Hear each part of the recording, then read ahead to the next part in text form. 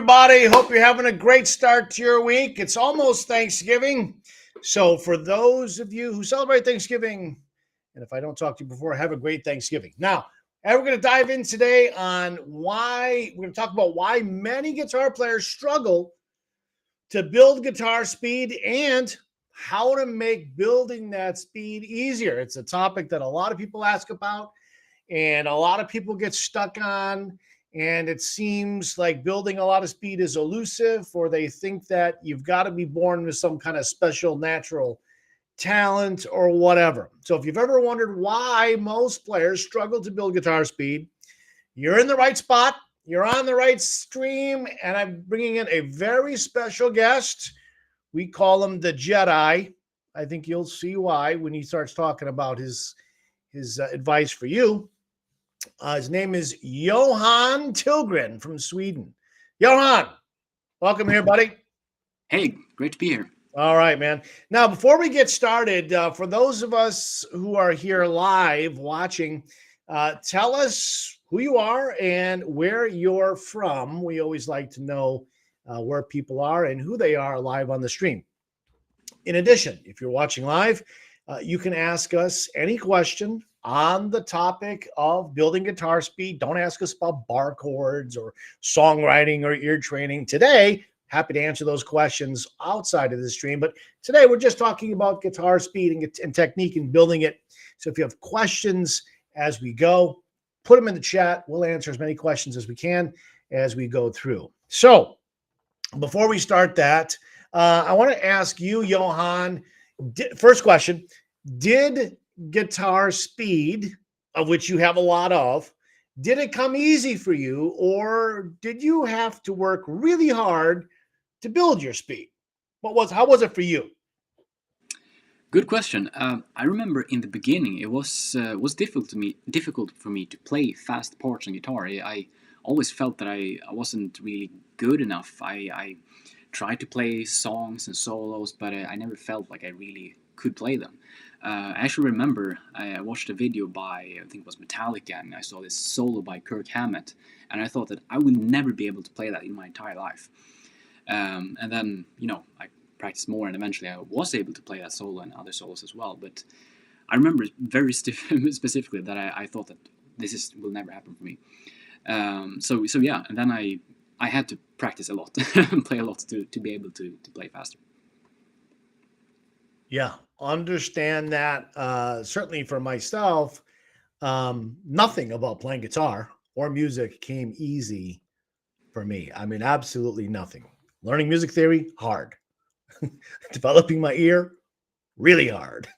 Guitar technique, speed, hard. Songwriting, hard. Improvising, hard. Vibrato, phrasing, everything was hard.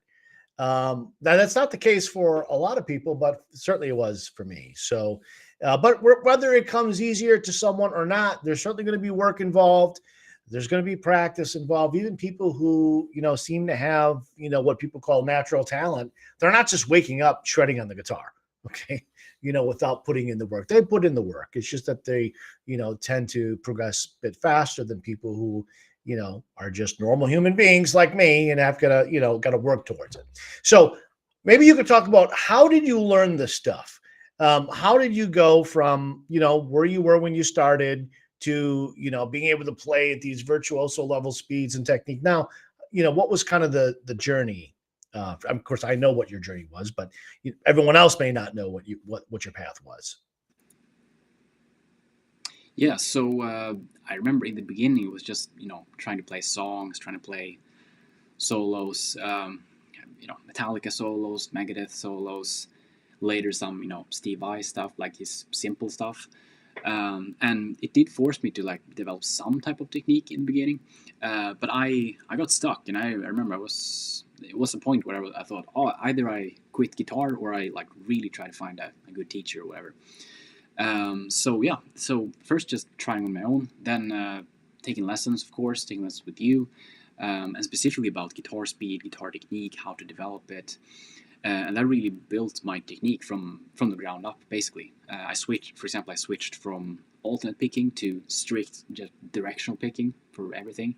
That made a huge difference. That made a lot of things easier to play. And then I would say the real biggest breakthroughs was when I attended actually Total Guitar Mastery, the event, the technique training event in 2014, where we did 6-7 days, something 8 hours a day, just technique, and actually getting direct feedback on my technique, because that was something I didn't really have before in the same manner, and that helped me a lot. I was completely different. It sounds like a sales pitch for the event, but it's just one example of a great way to develop. Yeah, well, that event isn't happening again for another 4 years. So we just had it in June again, as you know. You were a trainer, so you're not. It can't really be a sales pitch because it's not for sale for 4 more years.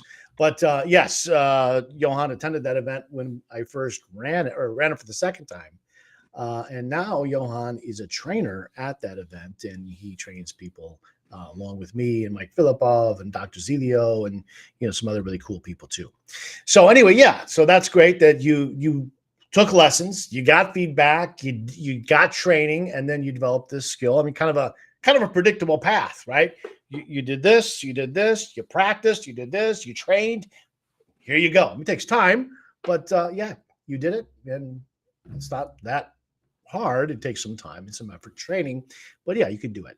So now, one of the things that people ask is, how do you make playing really fast look easy? Like when you play really fast, it just looks like butter.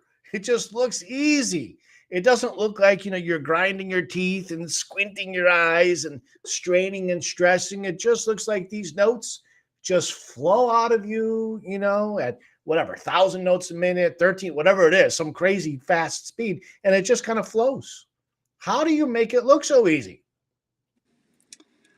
I have worked a lot on technique throughout the years, analyzing my playing a lot.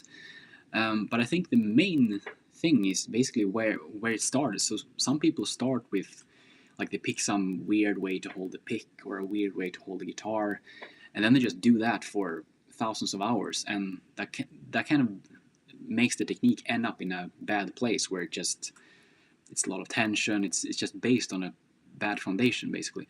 But I think the good thing I did is I took lessons for a long time and really early, which allowed me to start in the right way. So it's good technique habits, staying relaxed, working on staying relaxed, noticing when you're like tensing the shoulder or whatever. Small movements is a big thing as well. Just keeping things small. But basically, so if you have a good technique foundation, then playing fast is really not that hard. But it takes work to get there. But just the foundation is important, and also techniques like directional picking, proper fretting hand position, like not having the thumb above here all the time, but especially for faster stuff, just scales, try to keep the thumb behind the neck, like those small things. But if you do it for thousands of hours, then it creates a good result in the end. And so still there's things I play that definitely is hard to play and I have to use more tension, but and other things are easier. So maybe that's kind of what you're referring to, like scales and legato stuff. So starting from a good point and then just doing it for a long time. Yeah, awesome stuff. So there's a question. I don't want to take this question now, but I do want us to take this question later on. And Paul was great. Paul was at the event that we just talked about this past June. But Paul has this question, and I just want to put it on the screen, and we'll come back to this. Paul, we're going to come back and answer this question later on. I want to get through some other things with Johan first, but thanks for asking this one. We will address it for sure. So you other guys who have questions, put them in the chat. We'll get through as many as we can a little bit later towards the end, but we definitely will get to them, and we will definitely get to that question right there in some moments. But first, I want to ask Johan, what are the common mistakes that you see guitar players make when trying to build their own speed that holds them back or frustrates them and prevents them from playing at high speeds. So just to clarify, I'm not asking, why can people only get to a certain point and they can't go further because that's as high as their potential goes. I'm not asking that. I'm saying, what are the things that are constricting them? That are holding them back, that if they would just stop doing some of that stuff, their speed would grow and they would get faster when they start eliminating. So maybe you can identify 2, 3, 4, 5 different mistakes that you see people make commonly. You teach guitar, so I'm sure you've seen it with students over the years lots of times.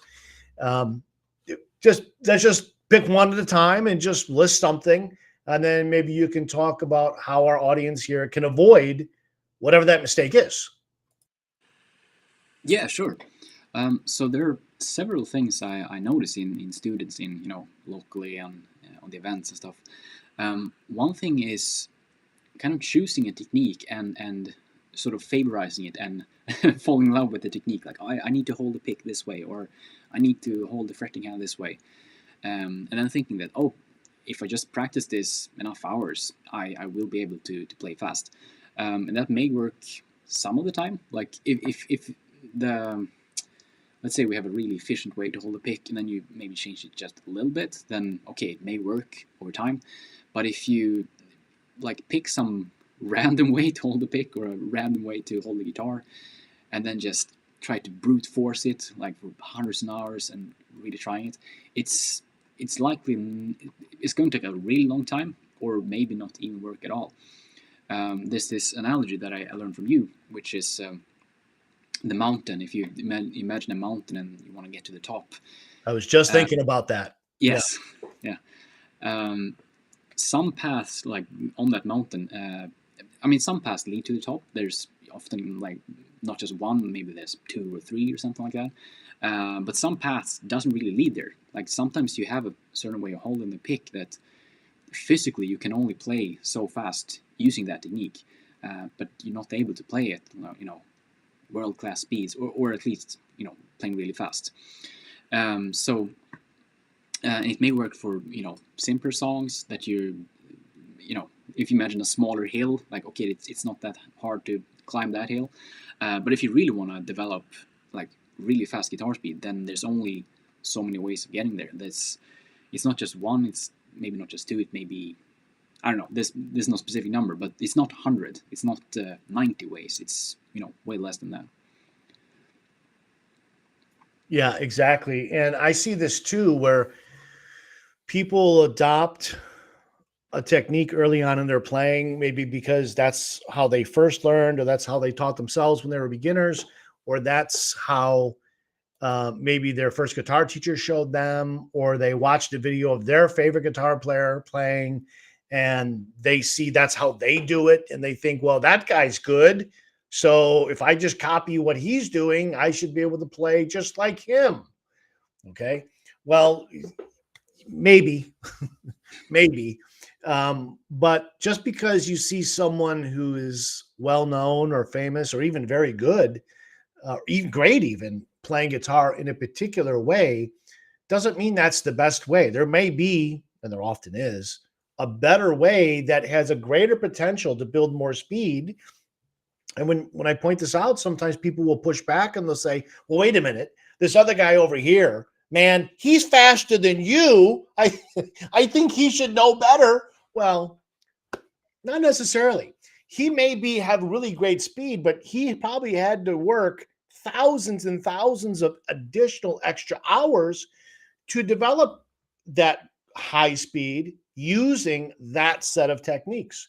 Whereas if you used a different technique, you might be able to yield a similar or better result in a lot less time, a lot less years, a lot less hours of practicing.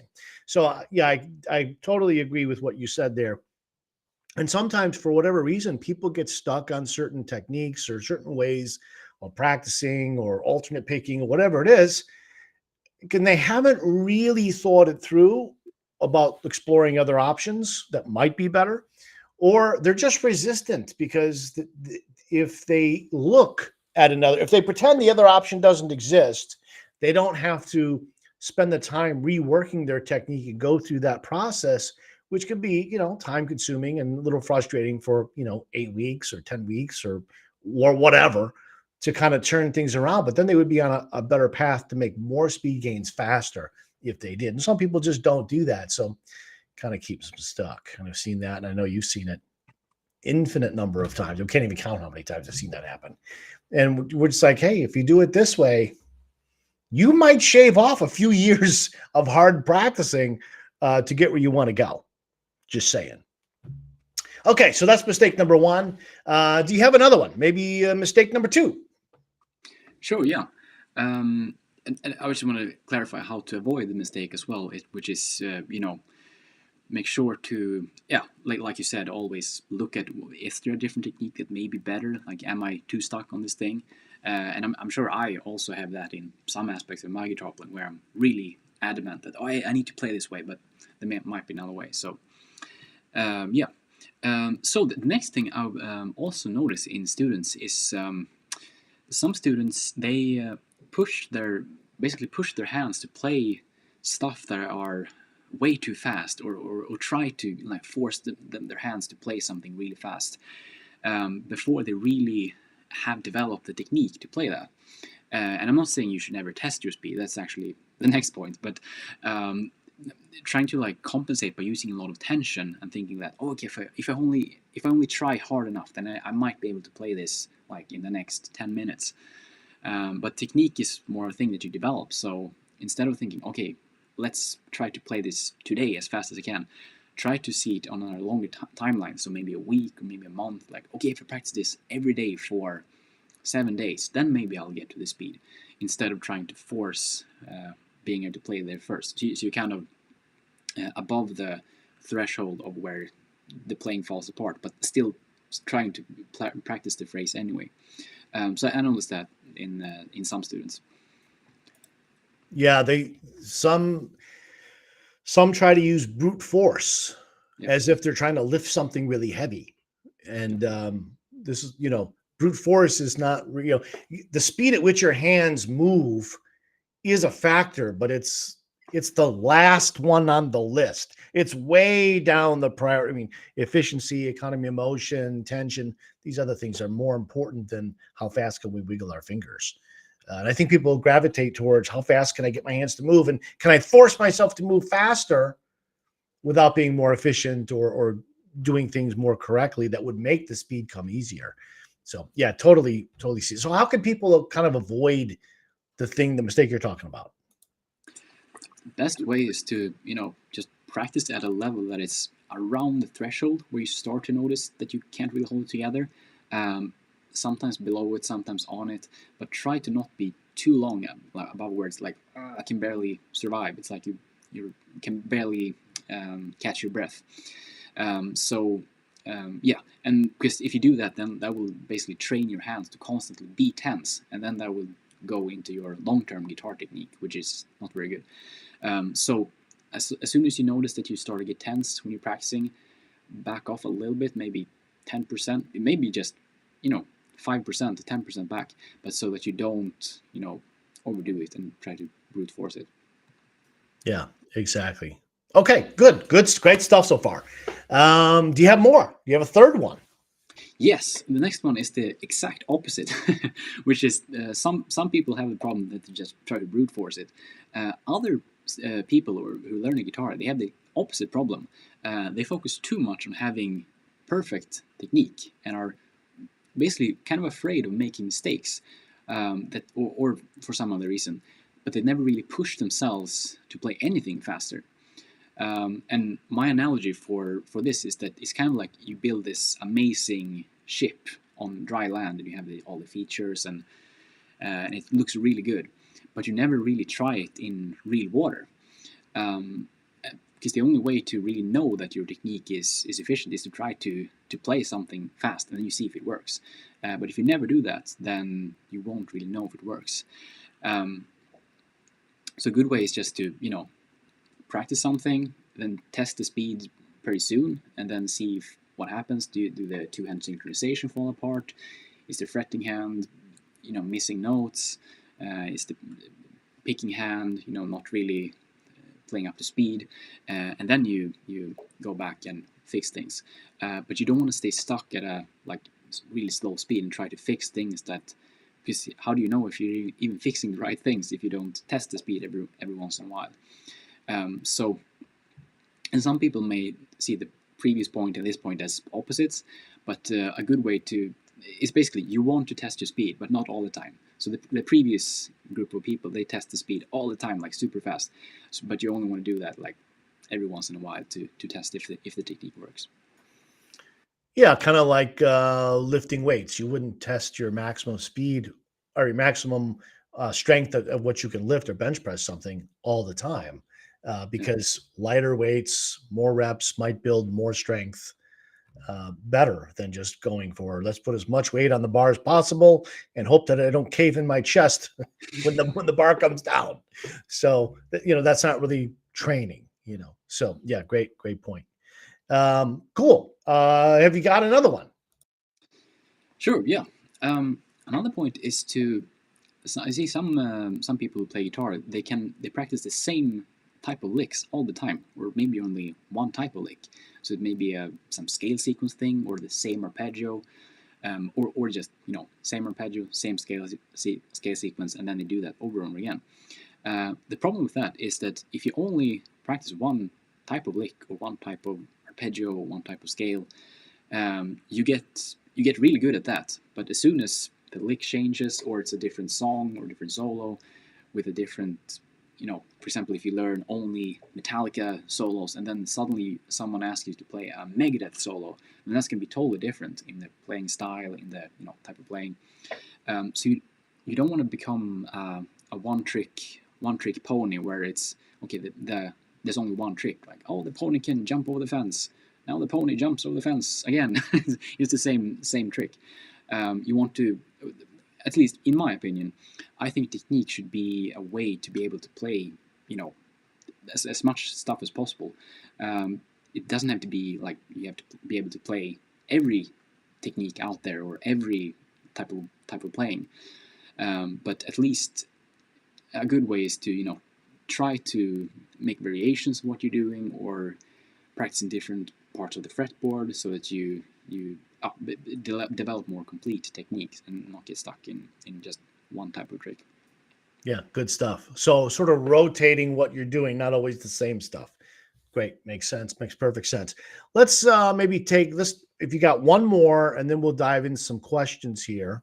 I see we have some. So if you got one more for us before we get into questions.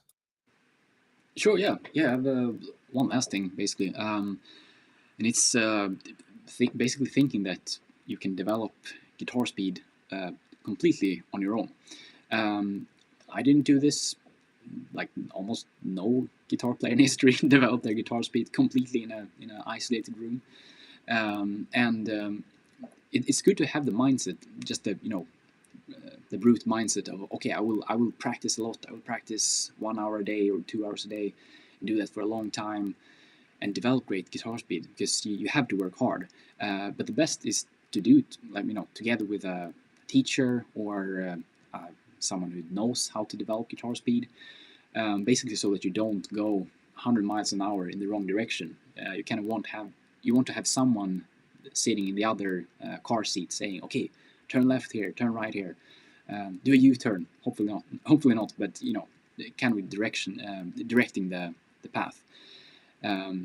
So yeah, basically, so you're going in the right direction, because it's really easy to get stuck in your own head, or get stuck in and thinking that you're doing things right. But just 10 seconds of someone watching you play might give you an insight, like, oh hey, why don't you hold your thumb like this instead? Oh cool, now, and then the upcoming 100 hours of practicing will now be better than if you didn't get that small technique feedback. So basically, just get feedback. It really helps.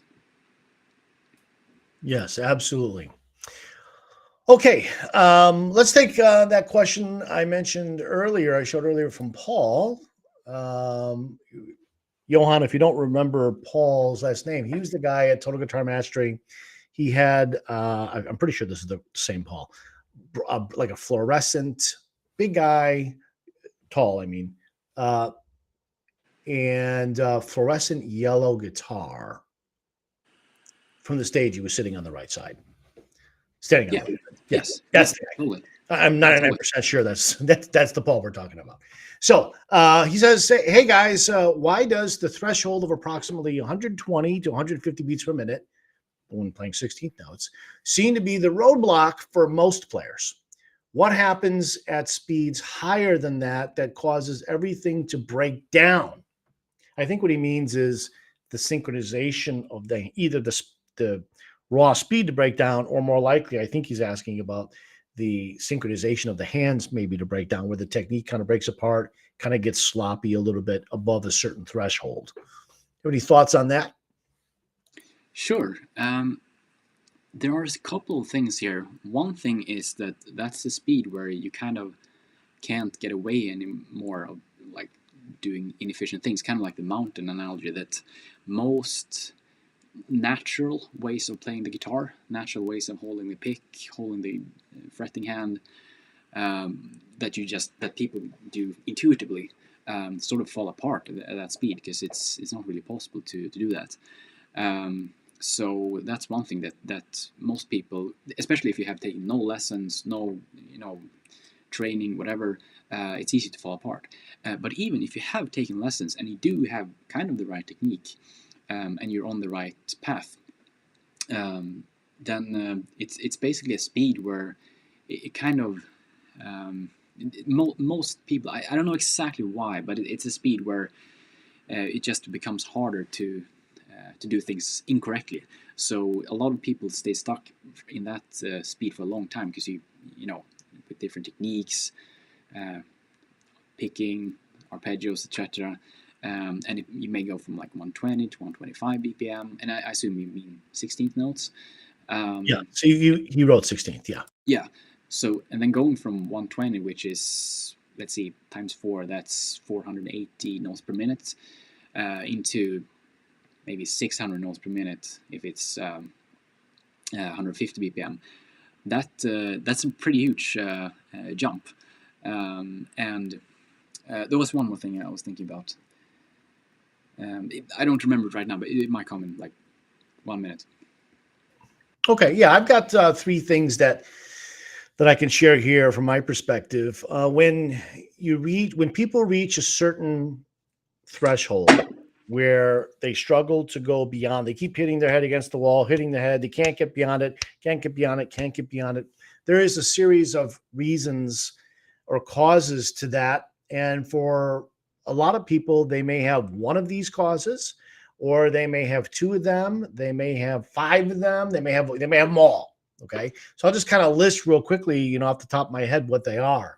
So one of them is simply, and as Johan mentioned, is just simply the technique itself is very limiting. In other words, the technique that you're using is just not a very efficient way to play or to pick or to finger what you're doing.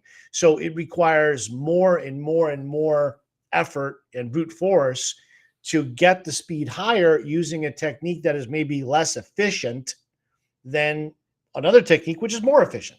So, for example, if someone picks like this, where they're kind of swooping down at the strings, that is so extremely inefficient that you're going to come and you're going to hit a brick wall pretty quickly. If that pick is not moving straight across in a straight line, it's going to be not impossible, but really hard to cross a certain threshold and continue going. So the more efficient this moves, the upper higher limit you have to build more speed. So it could be a technique problem. It's not a problem with you. In other words, it's not, you haven't hit your limiting potential as a human being, your genetic limit. Is that the technique, you've reached the limit of that technique without massive amounts of additional practice to get better with a challenging, difficult technique that one is using. That's one thing. Second thing is that when people practice, when they play guitar at higher speeds, their brain can't keep up with how fast how fast the hands are moving. So this is a common problem. It's the mental processing, the speed at which your hands play the notes. You hear the sound. Okay, sound goes through the air into your ears. into your brain. Your brain is trying to make sense of what it's hearing. Is this in time? Am I playing the right notes? Are the hands synchronized? Is there string noise? Is there a fret buzz? How is the rhythm, the timing, the phrasing? Your brain is trying to analyze all that stuff at the same time in real time at high speed, and then make decisions about what to do about it if something is off. So if something is off, first your brain's got to decide, okay, what is off? But first you got to know, you have to perceive that something is off. Then your brain has to, while you're playing, determine what is off. And then the brain has to make decisions about, what do I do about it without slowing down? So while keeping the speed up here, where I'm just holding on for dear life, what do I need to adjust in one or both hands to bring the hands back into sync, to make the timing better, to get rid of the string noise? You're asking the brain to do a lot of things at once. So typical guitar teachers, their solution to this is telling students, you know what, just slow everything way down, play it at like 1/4 speed, and just practice way down there. Well, the problem with, that advice is good to solve certain kinds of problems, but there are other problems that will never solve, because it doesn't help your brain process the information any faster. So eventually, when you get your speed back up again, how will your brain keep up and know, is it right? If it's not right, what's wrong? What do we do about it? That part of the improvement is not really improving. Okay. The other thing is, when you slow everything down, guess what typically happens? People change how they play. And the mistakes that were occurring at high speed disappear when everything is slowed down, because they're now changing what they were doing. So what we want to do, one of the solutions, there's more than one, is to slow things down. And Johan, you talked about this a few moments ago. Slow things down just below that threshold, so you've regained control, and you're trying to memorize, what does it feel like, not just sound like, what does it feel like in my hands when everything is synchronized? When I know that the hands are synchronized, I know that it's clean, I know that it's in time, I know that the strings aren't buzzing or extra, noises ringing out. I know I have control over the guitar. That feels a particular way. You have a physical sensation in your hands that your brain needs to memorize. Oh, this is what it feels like at a relatively quick speed when everything's coming together. So then when you push that boundary up a little bit better, a little bit higher, you're waiting to see if the feeling changes, because your brain will be able to perceive much faster changes in how something feels in your hands physically than what something sounds like. The brain simply processes tactile information faster than it does oral information. Okay. That's really crucial to know, because if you don't know that, you just go trying to listen and listen and listen. Your brain can't keep up yet because it hasn't been trained to keep up. And then we're not using the sense of touch to really get the synchronization down. So now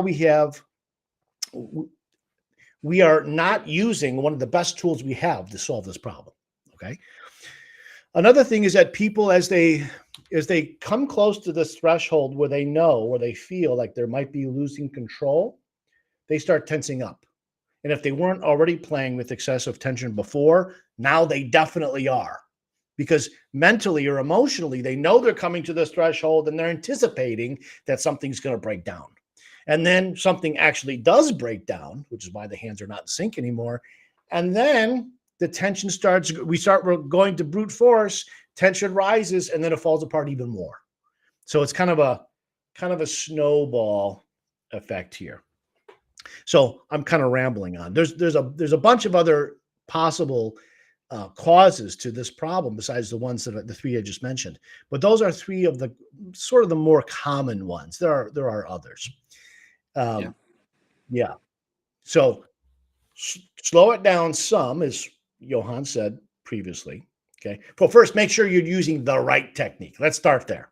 Okay. We got to have some certainty about that. Okay. If we don't have certainty, we want to come and find out what the certainty is. That's first. Second, We want our brain to be able to process what is happening at higher speeds and then do something about it. And that starts with memorizing how it feels when the hands are in sync. So when you detect that they're not in sync, you'll know because you can feel it. Even if you don't hear it, you can feel that something is off. That's a good sign. That's step number one. Then you need a little bit of training to know, okay, now I do feel something is off, but what is it? Well, you might realize that, okay, I think my fretting hand finger is getting to the note before the pick is getting to the note. Okay, that doesn't tell you which hand is the problem yet. It only tells you which one's arriving on the string first. Okay, it feels different when this hand gets there before this hand does, or the opposite feels differently when the pick gets there before the fretting hand finger. That feels different. Okay, so step two is which hand's arriving on the string before the other one, because that's usually the cause of the two hands being out of sync. Somebody's getting to the string before the other one. Now, we don't yet know if this hand is getting there first. Does that mean this hand is too fast? It's getting to the note early? Is that the problem? We need to slow this down? Or is this guy just lagging behind? This hand's on time, but this guy is late. Okay. Or is it the opposite? I mean, could this hand, is this hand early and this guy's late? Or is this guy on time? So we don't want to slow him down because he's on time and this guy's late. What is it? Okay. That's the third step. Okay. And then the other thing is tension. Let's move on. We could sit here and talk about this one question for another couple of hours easily before we start running out of stuff to say about it. But let's move to another question here.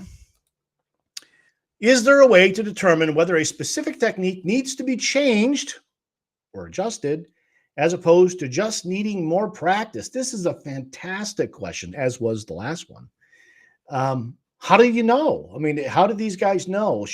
Do I just need more practice, or am I on the wrong path and I need to make a change here? Want to take a crack at that question there, Johan?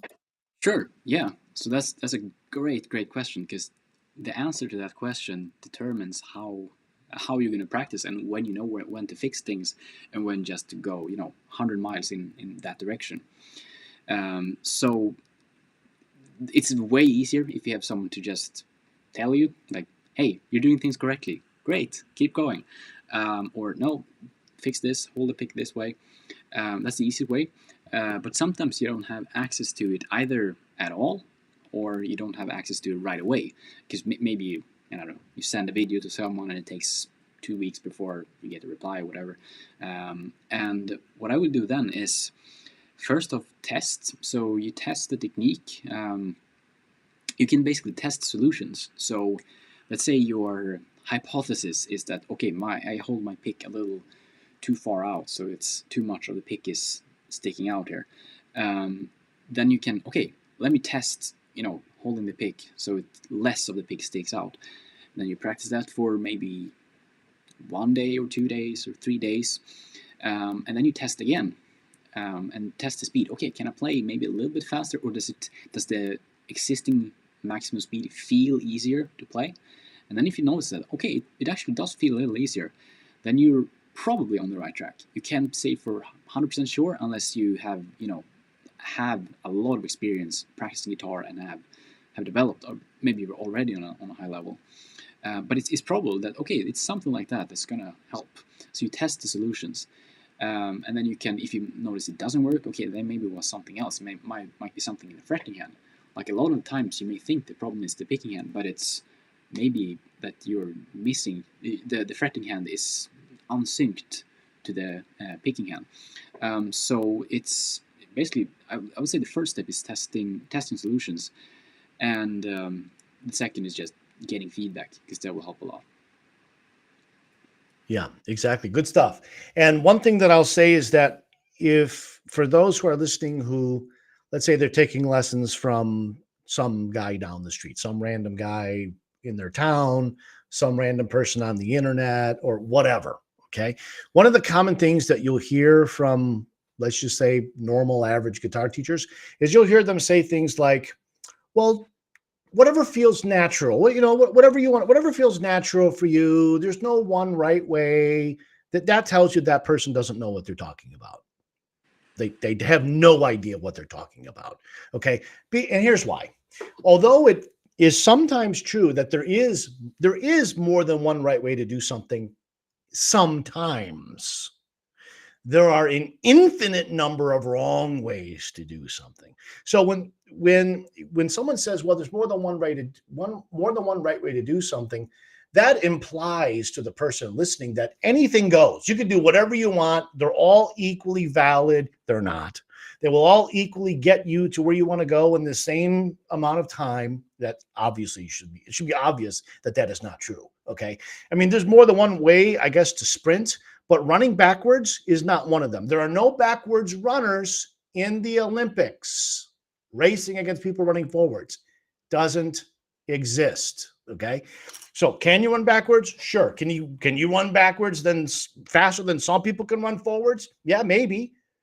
But you're never going to be in the Olympics running backwards when they're running forwards. Not going to happen. There's a limitation of the technique. Okay. So you want to find that out. When people say you just do whatever feels natural, that is such horrible advice, because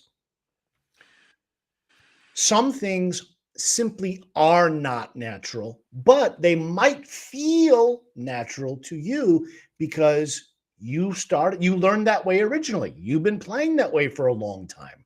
So certainly, if you make a change of any kind, it's rare that change of fretting hand position, change how you hold the pick, change, the picking style you use, change the thickness of the pick. I mean, change the guitar strings.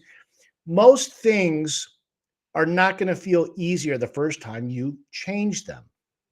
Now, if you go from 10 gauge strings to 8 gauge strings, that's something that probably will feel easier right away. But most things, changing your pick grip, changing how you hold your hands, alternate picking versus directional picking or something like that, when you first make the change, it's going to feel weird to you because you've been used to doing it the other way. So when people say just do whatever feels natural, that doesn't take into account that an inefficient way of doing something or an outright wrong way of doing something might be the one that feels most natural to that person because they've been doing it that way for a long time. Okay. In the same way that if a baby learned only to walk backwards for the first 10 years of his life, and now it's, on its 11th birthday and someone says, turn around and go forwards, that's not going to feel very natural for that person, even though running backwards is not natural for human beings. So you see the analogy there. It may feel natural to that guy because he's been doing it wrong since he was a baby. Okay. Same kind of thing here. Okay, let's take. We got another question here that I definitely wanted to get into. Roberto Castro says, "Hi, Johan and Thomas. What tips can you share to improve one's speed when string skipping? Second, how are you holding the guitar and playing the notes when you are playing the low strings in the upper fret?" Let's take the first question first. Want to tackle that, Johan? Sure. The first thing I'm thinking of is to forget about the fretting hand for a while and just practice the picking hand. So you can do different variations. So let's say we play on the E string and the G string. You can try doing back and forth. So just practicing that. Then you want to do as many variations as possible. This is what I mentioned earlier about not being a one-trick pony. You want to have like a lot of different ways. You want to be able to adapt to basically any playing situation. So I would practice that first, like just picking up. Then I would do maybe play twice on one of the strings and then once on the other. So it's 1, 2, 1. Let me see if this works here. So this is E, E, G, E, E, G. And then maybe twice on each string, so E, E, G, G, E, E, G, G. And then doing all kinds of variations on that. So basically just going through a lot of different variations. Because when you're skipping strings, it's always gonna be different patterns. So you may have the typical,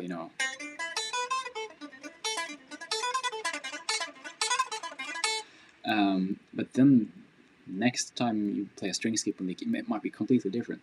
So you basically want to get your picking hand used to all that stuff. Then also, sometimes you want to just practice the fretting hand as well, because some string skipping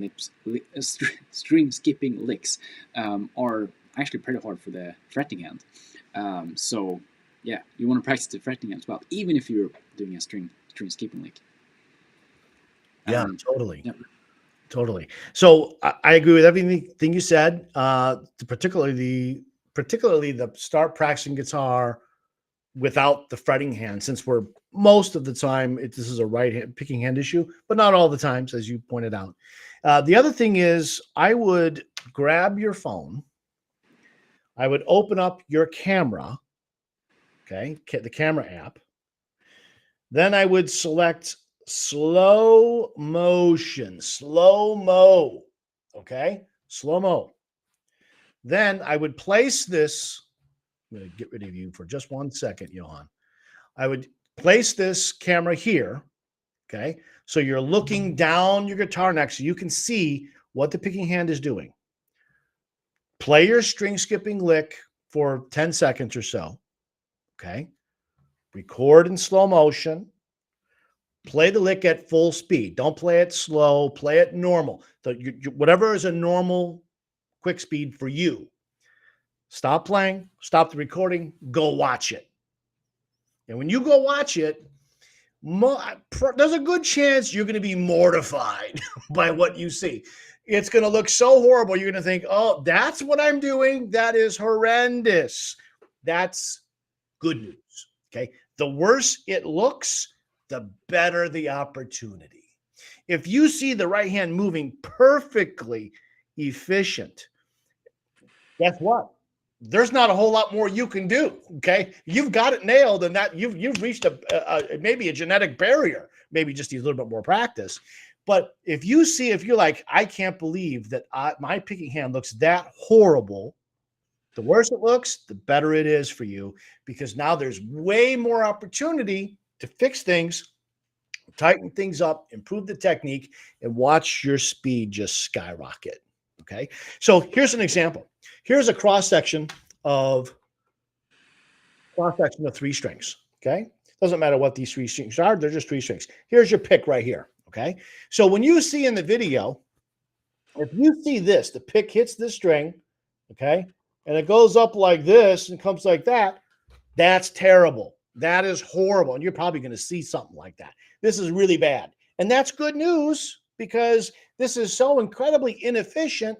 You now know, oh, if I just bring this arc down, if I can get my pick to move more like this, I'm going to be immediately faster, because I'm traveling a smaller distance.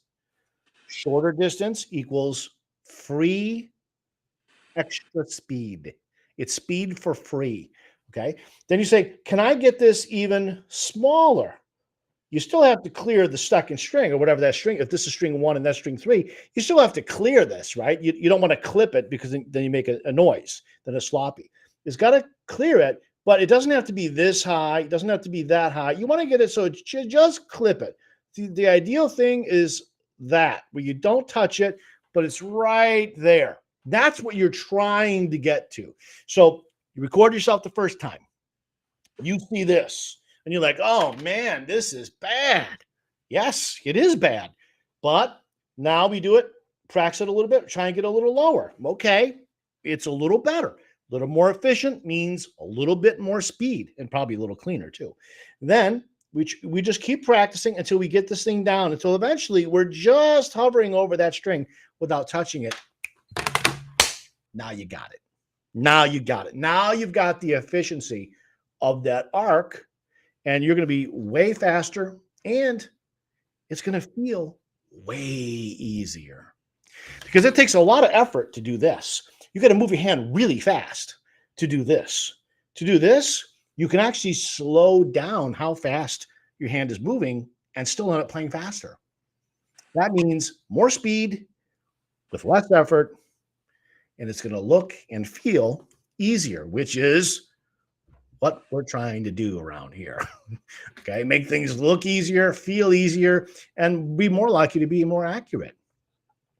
There was a second part to that question. How are you holding the guitar and playing the notes when playing the low strings? And I think it means, like, let's say the A string around fret 18 or something like that. I think that's what he's talking about. Yeah. So the first thing is you can't really have the guitar on the right leg. I mean, you can, but it's going to be very awkward to try to get your hand up here. It's like the opposite part of the body. So first, if you're sitting, to have it on the left leg, because that way it's really easy. It's not really hard. One thing I'm not doing is I'm not really using the pinky finger when I'm playing like really far up here, because it's kind of you can't really get there. So I do more. Let's say I would play like 8, 20, 22, 24, like really high up. Then it's these 3 fingers, like 1, 2, 3, for the actual solos when I'm playing there, which is almost never, but sometimes you might want to do that. But maybe, I don't know, 15th fret, 17th fret, 18th fret would be pretty common. So yeah, that's that. And then when you're standing up, you just try to, have a strap so that it's the same way as when you're sitting down. Yeah, exactly. How you hold the guitar is really important.